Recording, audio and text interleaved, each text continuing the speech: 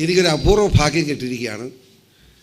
ഈ 5 വർഷക്കാലത്തിന് ഇടയ്ക്ക് തെരഞ്ഞെടുപ്പില്ലാതെ 2 പ്രാവശ്യം MLA ആകാനുള്ള ഭാഗ്യം എനിക്ക് കിട്ടി.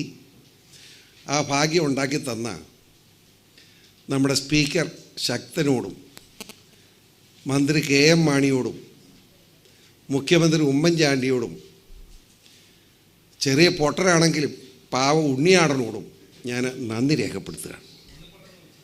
അങ്ങനെ വിളിച്ചു, ഞാൻ നന്ദി രേഖപ്പെടുത്തുകയാണ്. അയാളെ വിസ്തരിച്ചപ്പോൾ കള്ളസാക്ഷി സ്പീക്കറുടെ മുന്നേ ഇരുന്ന് പറഞ്ഞു. ഞാൻ കള്ളസാക്ഷിയാണ് ഇയാൾ പറയുന്നത്, ഞാൻ പറഞ്ഞതാണ്.